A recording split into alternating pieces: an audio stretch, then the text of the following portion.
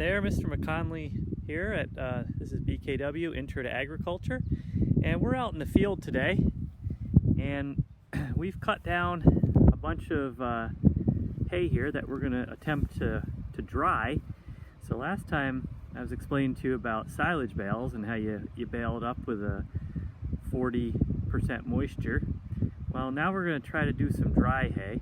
And dry hay, your range is that you want it to be drier than 15%, and that way when you store it in the barn it does not respirate and start to rot. Instead, it's dry enough that there's not enough moisture, so it will just be safe to store in the barn. Because if you were to bale up hay and tightly pack it and then put it in the barn, it could actually spontaneously combust. It will definitely heat up, and it could spontaneously combust. So the piece of equipment that Farmer Andrew is driving today is called a tedder. And all the tedder does, as you can kind of see, is it takes the hay, and by those spinning arms, it just flicks it up in the air, and then it drops all randomly back on the ground. So you can see when you cut it, all the hay is in these rows, and it's piled up. After you ted it, and I'll walk over here and you can see a little clearer, after you ted it, and that's T-E-D-D, ted, after you ted it, then the hay or the grass is all fluffed up and spread out. So there's no more rows really, it's just a big mess, like a hurricane came through and blew it all over the place. And that's exactly the concept here, because you want that grass, and right now, just by feel of it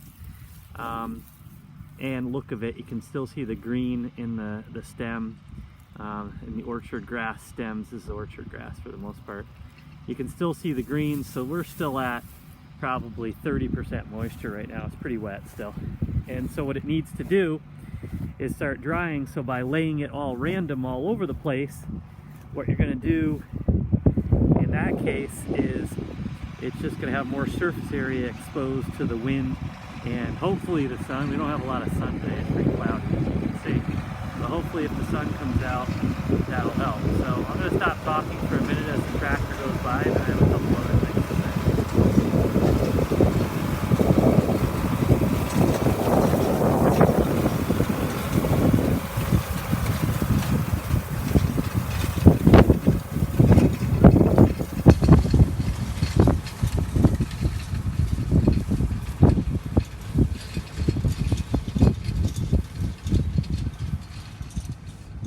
So the hope would be that we just ted this hay one time today, we let it sit tomorrow, then the following day come out and rake it into rows, which I'll try to make a video of also.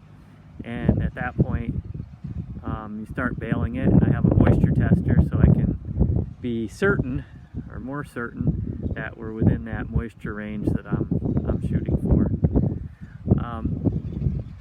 Some other little things to note is that when you drive with the tedder, you can drive pretty quickly, and as he gets on flatter ground, Farmer Andrew's on some pretty steep hill. It's hard to see from the camera, but there's a pretty steep hill. As he gets on flatter ground, he'll probably start picking up the speed, and you can cover a lot of ground a lot faster than you can mow or rake. But he's got a lot of work to do. As you can see, we laid down, I don't know, 15 acres or so, maybe. So he's got a bunch of work to do. And this has been tedding for BKW Intro to Agriculture.